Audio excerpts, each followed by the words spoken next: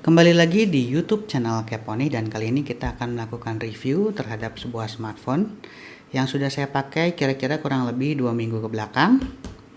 Nah, yang akan kita review kali ini adalah Realme 5i. Dan jujur aja sebenarnya smartphone ini dapat dari hadiah lomba yang diselenggarakan oleh Realme. Tapi di review kali ini kita akan melakukan review jujur apa adanya ya. Jadi bukan karena mentang-mentang ini hadiah. Jadi bukan endorse ya, ini hadiah menang lomba blog di websitenya keponi.com. Dapat hadiahnya ini Realme 5i yang sekarang akan kita review dan akan saya berusaha sebaik mungkin supaya reviewnya apa adanya aja, nggak dibagus-bagusin atau nggak dijelek-jelekin. Berdasarkan pengalaman menggunakan smartphone ini selama 2 minggu ke belakang. Realme 5i ini merupakan smartphone yang cukup baru dari Realme Indonesia. Jadi dia di launching itu awal tahun 2020, kalau nggak salah bulan Januari, dan ada beberapa varian di dalamnya. Yang saya dapat ini adalah yang varian yang cukup tinggi ya. Jadi dia memiliki RAM-nya 4GB dan ROM-nya 64GB. Dia smartphone ini memiliki 2 SIM card dan 1 slot untuk micro SD. Dan ini karena review penggunaan, jadi kita buka kotaknya aja sebentar untuk lihat dapat apa aja. Tapi bukan unboxing ya, karena kalau unboxing kan dari baru, ini udah pernah dibuka. Oke. Pertama kita lihat kelengkapannya dulu. Yang pertama dia dapat casan, dapat charger sama kabelnya. Nah, kebetulan casannya udah pernah digunakan. Seperti ini bentuknya. Jadi dia dapat charger dari Realme. Handphone ini dia belum mendukung fast charging ya. Jadi ini chargingnya dia di 5 volt 2 ampere. Belum menggunakan teknologi fast charging yang bisa variable voltage. Biasanya fast charging kan ke 9 volt atau bahkan ke 12 volt. Kalau ini standar. Dan dapat kabel yang khas banget karena dia ada list kuningnya di port USB-nya. Ini kabel bawaannya Realme, matching dengan yang USB di atas ini juga ada kuningnya. Nah, walaupun belum fast charging, tapi smartphone ini ya Realme 5i menggunakan baterai yang gede banget. Jadi dia baterainya 5000 mAh. Dan dari penggunaan biasa untuk sehari-hari, ini ngecasnya mungkin bisa sehari sekali atau bahkan kalau nggak terlalu sering dipakai, saya pernah ngecasnya 2 hari sekali. Karena ini baterainya awet banget, bahkan untuk dipakai ngegame itu turunnya pelan banget baterainya. Oke, jadi di dalam kemasannya tadi yang pertama ada charger yang tadi sudah dikasih lihat.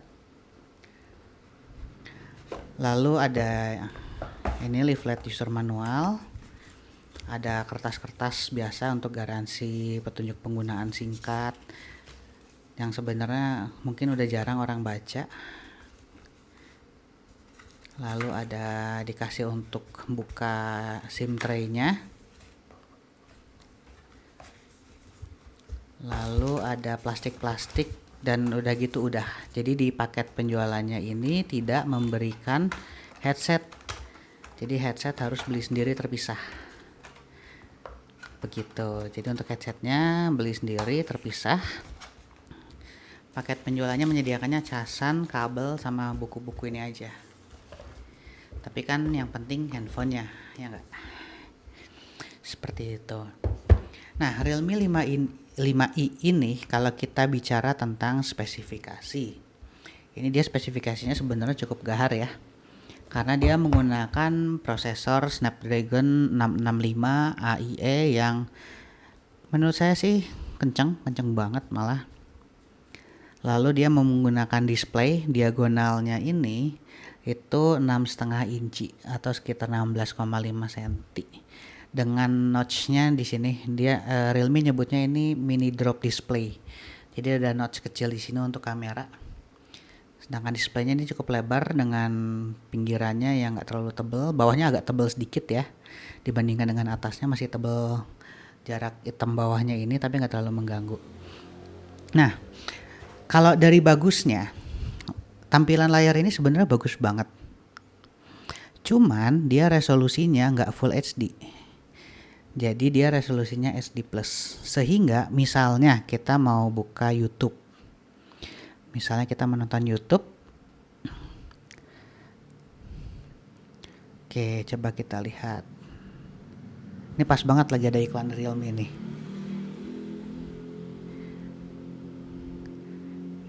Ini tidak dibuat-buat, ini tiba-tiba ada iklan Realme. Nah, ketika kita nonton ini, quality yang paling tinggi yang bisa kita tonton itu 720p. Jadi kita nggak bisa set quality nonton video itu jadi 1080 ya, atau bahkan sampai 2K apalagi 4K. Karena dia resolusi layarnya ini dia nggak Full HD. Minusnya satu cuman itu. Yang saya rasakan berpindah dari smartphone yang screen-nya memiliki resolusi lebih tinggi.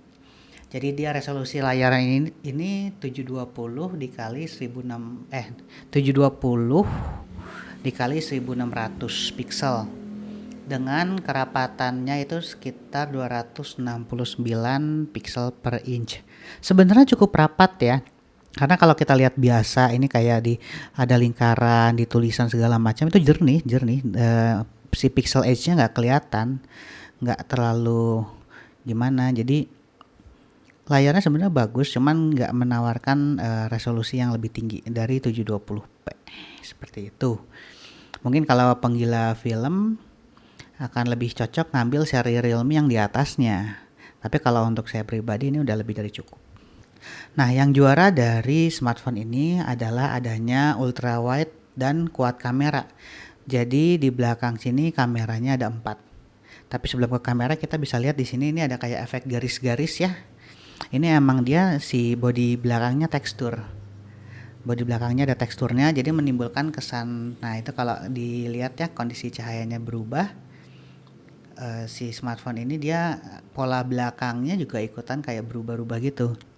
Dan dia punya fingerprint reader di belakang yang jujur aja saya terbiasa pakai yang di depan, ketika ganti ke belakang jadi nggak bisa sekedar HP ditaruh kita unlock terus kita touch di tempat fingerprintnya, nggak bisa, harus menjangkau ke belakang kan repot. Jadi terpaksa unlock pakai kode atau pakai yang face detection, jadi unlock menggunakan wajah, sama kayak di smartphone flagship yang lain ya, dia menggunakan face unlock. Tapi untuk fingerprint dia posisinya di belakang yang cukup mengganggu sih, kalau kata saya dia bagus di depan tapi ya udah nggak apa-apa.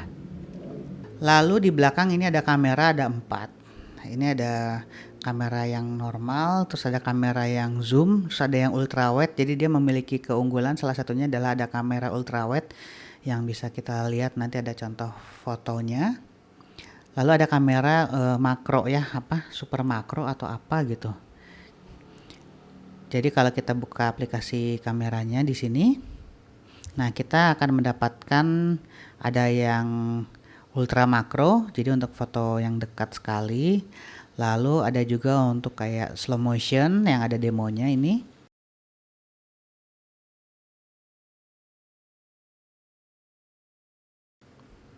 Lalu ada time lapse, nightscape, pano dan segala macam. Dan salah satu yang paling saya suka sebenarnya nightscape, sama untuk expert dan timelapse-nya ini saya termasuk paling suka karena kita bisa melakukan kreativitas yang cukup banyak dengan menggunakan aplikasi kamera bawaannya.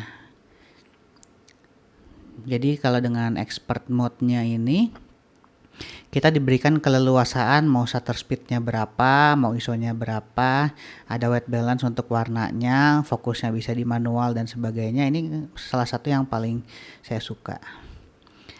Sedangkan yang saya suka lagi yang lain itu ada portraitnya. Mode portrait ini bikin fotonya jadi, kalau saya biasa pakai kamera yang profesional ya, dengan lensa yang istilahnya lumayan wah lah, itu kan bawa kemana-mananya cukup repot. Sedangkan kalau dengan smartphone ini hasilnya juga bisa ya, kalau untuk sekedar kebutuhan Instagram atau untuk media sosial atau untuk dokumentasi pribadi, ini hasilnya udah bagus banget. Bahkan saya sempat kaget pas pertama kali nyoba, wih gambarnya keren, seperti itu. Dan yang sering kepake lagi yang lain adalah ini, dia ada ultra wide. Jadi ini ada foto perbandingannya. Untuk foto yang normal dengan yang ultra wide itu perbedaan sudut pandangnya cukup besar. Jadi biasanya harus mundur-mundur untuk motret bisa nggak terlalu mundur lagi atau kalau pemandangan bisa lebih dahsyat kelihatannya. Walaupun dengan minus jadi ada distorsi. Cuman justru kalau di lensa ultrawide distorsi itu yang buat menarik kalau kata saya. Karena efeknya jadi nggak lurus-lurus aja kan. Jadi ada kayak lengkungannya gitu. Kalau saya senang ada distorsi-distorsi sedikitnya gitu, itu efek-efek yang cantik. Nah, untuk bermain game smartphone ini dia bagus banget. Jadi kayak misalnya kita coba salah satu game yang paling populer, PUBG misalnya. Walaupun dia resolusinya nggak bisa kita set ke yang high, nggak bisa di set ke yang high, tapi si smartphone ini dia udah melibas game ini dengan sangat bagus ya. Jadi saya pakai settingan di smartphone ini dia dengan di game ini saya pakai settingannya displaynya yang smooth. Kita coba login dulu, kita coba main sebentar untuk melihat ya. Jadi menggunakan ini saya tidak menemukan adanya lagging atau delay seperti itu yang disebabkan oleh smartphone-nya ya. Jadi kalau ada lag karena jaringan kan kerasa beda ya. Oke, kita lihat dulu settingan grafik yang digunakan. Di sini saya menggunakan yang smooth, dia nggak bisa switch ke HD karena layarnya nggak mendukung. Frame rate-nya pakai yang medium, atau kita coba kalau di high ya seperti apa dia munculnya. Sisanya standar, auto adjust disable, non standard screen pakai notch, brightness-nya normal, color-nya normal, anti aliasing disable. Nanti kita coba enable, kita lihat nge-lag nggak ya. Stylenya klasik. Oke. Lah, sekarang kita akan coba sniper training kesukaan saya, walaupun jarang main. Ini dia lagi matching dulu. Oke, ini kita sudah mulai masuk dan kita bisa lihat ini tanpa lag, tanpa flicker ya, bukan flicker ya, apa ya? Jadi lancar. Dia nggak ada nge-lag, nggak. Mungkin kameranya bisa saya gelapin sedikit aja. Nah, ini kameranya saya gelapin sedikit biar kelihatan si gambarnya. Kita sekarang sudah masuk ke dalam game dan lancar banget tanpa ada delay atau glitching atau apa. Enak. Walaupun dia resolusinya nggak bisa yang HD, tapi dengan smooth, frame rate di set high, ini udah lancar. Nah, ini saya set volumenya maksimum. Ini posisi mic-nya menghadap ke saya ya, jadi mungkin akan terdengar beda.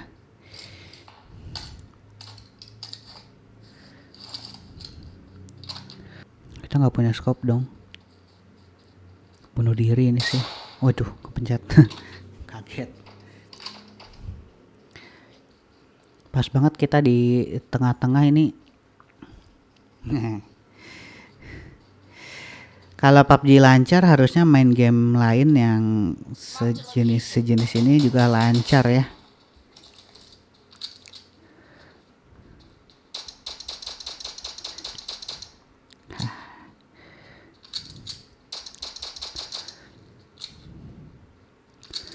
Lumayan dapat scoop. Saat dipakai bermain game seperti ini, smartphone ini tidak jadi panas atau gitu ya. Jadi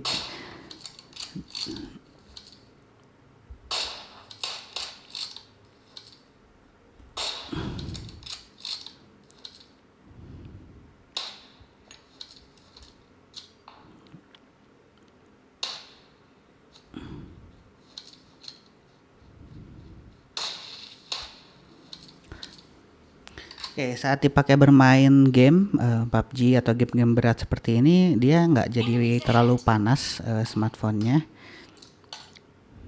Nggak. Tapi perlu diingat di sini saya menggunakan jaringan WiFi. Tapi waktu itu pernah ngetes dengan jaringan seluler juga nggak berpengaruh banyak. Artinya nggak jadi panas smartphone-nya ketika digunakan untuk bermain game. Apa itu? Berikutnya kita akan coba lakukan pengetesan atau benchmarking menggunakan 3D Mark. Ini 3D Mark versi terakhir yang diinstal dari Play Store di bulan Mei 2020. Nah, di sini juga kita bisa mendapatkan beberapa info singkat device kita. Dia CPU-nya nggak keluar sih di sini. Nah, ini kita akan lakukan pengujian, kita tes. Kira-kira bakal dapat skor berapa? Slingshot Extreme.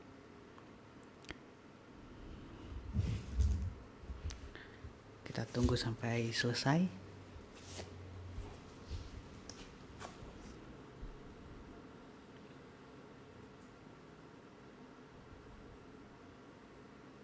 Wih, berat banget ini benchmarknya. Oke, sambil menunggu benchmarknya selesai, jadi Realme 5i ini dia dari sisi CPU-nya menggunakan Snapdragon 665 AIE. Jadi dia yang terdiri dari octa-core atau ada 8 core di dalamnya, di mana terdapat 4 core high performance yaitu Kryo 260 Gold dengan speed 2 GHz dan 4 core yang digunakan untuk aplikasi sehari-hari yaitu Kryo 260 Silver dengan speed 1,8 GHz. Untuk GPU-nya sendiri dia mengusung Adreno 610. Nah, si fabrikasi chipsetnya ini menggunakan fabrikasi 11 nanometer yang kecil. Jadi dia mampu menghasilkan performa yang cukup tinggi dengan die size yang kecil dan thermal usage yang kecil. Artinya dia cukup hemat energi. Apalagi ditambah dengan kapasitas baterainya yang 5000 mAh itu gede banget. Yang mungkin kalau pemakaian biasa bisa sampai 3 hari kali nggak ngecas ya. Karena dipakai seharian berkurangnya nggak nyampe setengah kalau di saya. Walaupun pas pengujian ini saya makainya nggak terlalu sering-sering banget ya, jadi kayak sekedar buka sebentar untuk buka WA, buka Telegram, cek email yang seperti itu. Paling sehari main game cuman sebentar, paling setengah jam kurang lebih. Terus kalau lagi di jalan mungkin untuk mendengarkan musik, pakai headset. Yang lucu dari displaynya ini adalah dari pabrik bawaannya dia itu sudah menyertakan kayak sejenis tempered glass atau pelindung layar di sini. Ini dia ada kayak plastiknya gitu. Nggak tahu plastik atau tempered glass ini udah ada dari sananya. Dari paket penjualannya udah ditempel. Sedangkan di speknya ini dia mengklaim menggunakan Corning Gorilla Glass. Nah, saya nggak ngerti nih, yang Gorilla Glass itu apakah si layarnya atau yang tempered glass atasnya? Karena kalau udah pakai Gorilla Glass ngapain pakai tempered glass lagi, kan double dong gitu. Tapi untuk melindungi dari kayak jatuh atau retak mungkin kali ya. Seperti itu. Cuman ini dari bawaannya dia rapi banget masangnya kok. Jadi no complaint here. Karena ini rasanya kayak bukan bagian dari layar, bisa dipletek gitu. Tapi dia kenceng gitu, jadi kayaknya bukan emang untuk dipletek kan, jadi untuk melindungi kali ya. Seperti itu. Nah, untuk dari bodinya sendiri dia ini sebenarnya plastik. Ada ketok-ketok, dia bunyi plastik. Sampingnya juga plastik, framenya, depannya kaca ya. Gorilla Glass itu yang tadi saya sebutkan. Di sini ada speakernya kecil dia posisinya di atas ada speaker, di bawahnya ada mikrofon ada kamera untuk kamera depan. Lalu untuk sportsnya semua adanya di bawah. Nah, jadi untuk portnya ini yang pertama ada charging port menggunakan micro USB. Jadi dia belum adaptasi versi C, belum USB-C. Masih menggunakan standar USB micro. Lalu ada untuk speaker dan ini kayaknya untuk mikrofon. Lalu ada jack untuk audio untuk headset 3,5 mili. Di sebelah pinggirnya sini, ini ada volume rocker. Di atasnya ada tray untuk 2 kartu SIM dan 1 micro SD. Walaupun si memori internalnya udah gede 64 GB untuk varian yang ini bisa di-upgrade ditambah untuk micro SD penyimpanannya dengan micro SD. Ini saya masukin di dalamnya ada 32 GB. Lalu di sini ada tombol power. Di atas nggak ada apa-apa lagi yang lain. tinggal di belakang ada kamera dan fingerprint, sensor untuk fingerprint. Begitu. Dan ini sama saya ditambahkan silikon ya istilahnya ya, untuk melindungi. Nah, seperti itu. Oke, akhirnya benchmarknya selesai dan kita bisa lihat di sini kita mendapat skor untuk OpenGL ES 3.1 Slingshot Extreme itu overall di 1129. Graphic score 986, Physics score 2283. Sedangkan untuk Vulkan kita dapat skor yang sedikit lebih kecil, beda 100 poin kurang lebih, yaitu overall skornya di 1040. Kayaknya bisa diberdiriin deh. Nah, biar lebih kelihatan perbandingannya ya. Jadi untuk OpenGL dia sedikit lebih cepat, dengan Vulkan sedikit ketinggalan di belakang. Nah, salah satu menu yang saya suka dari smartphone ini kita bisa nemu di Realme Lab. Ini ada namanya dark mode. Nah, ini saya paling seneng ini. Aslinya dia kayak gini tampilannya. Lebih terang. Sedangkan kalau pakai dark mode yang tadi itu jadi temanya tema gelap temanya. Oke, sekarang kita akan lihat di CPU Z.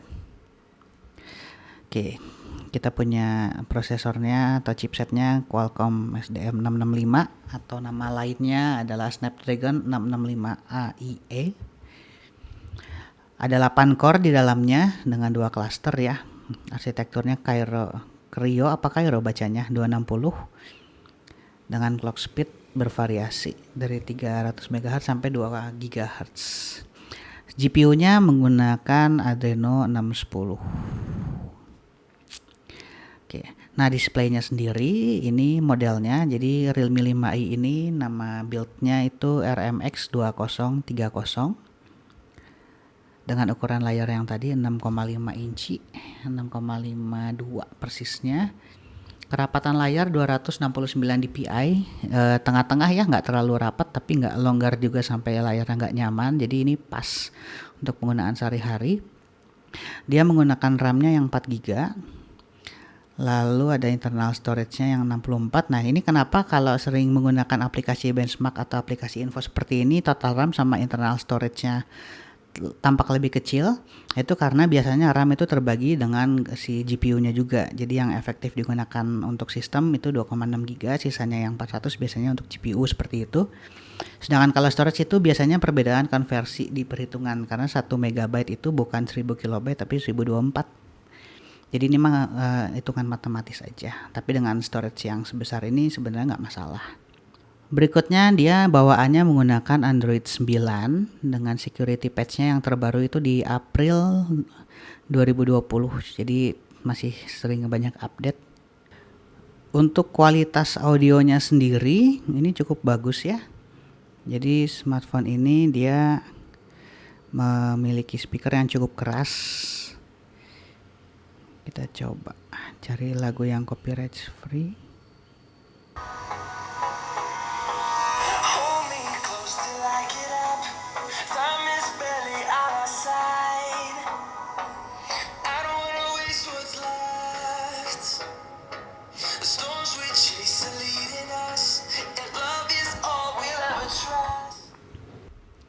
Oke, kurang lebih segitu aja review kita mengenai smartphone Realme 5i ini.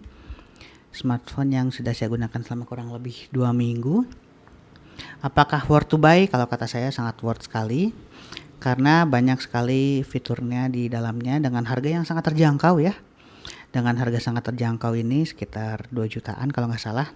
Kamu udah bisa dapat prosesor yang kencang, GPU yang bagus, audio quality-nya juga bagus. Bisa main game lancar, layarnya gede, walaupun nggak layarnya walaupun cuman HD plus, tapi besar. Ada fingerprint di belakang, kameranya 4 dan kameranya bagus banget, dan tampilannya juga ganteng kok, teksturnya bagus. Begitu. Terima kasih sudah menonton YouTube channel Keponi. Sampai jumpa di video berikutnya.